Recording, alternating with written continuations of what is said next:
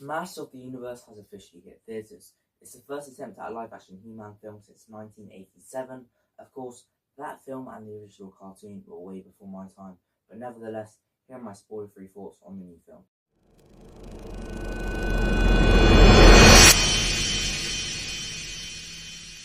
In my June New Movie Roundup, I had this to say.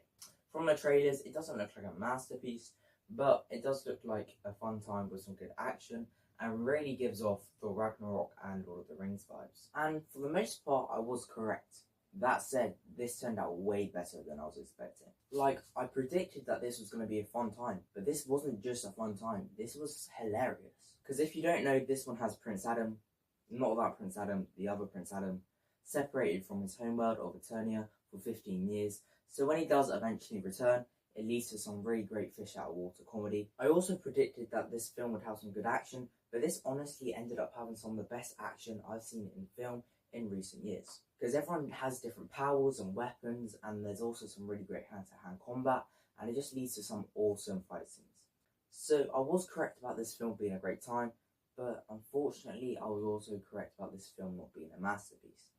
Although this film is very colourful, which is great, I feel like the cinematography is quite lacking.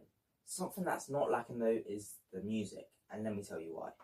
This film has one of the kings of Queen himself, Brian May, playing electric guitar, and let me tell you, John Williams, you have competition. Alongside Brian May doing a bit of the score for this film, I think this film also has some good needle drops. I do have to say though, this film is a bit predictable. That's not necessarily a bad thing. I do think that this is going to please the old fans like my dad and the new fans like me.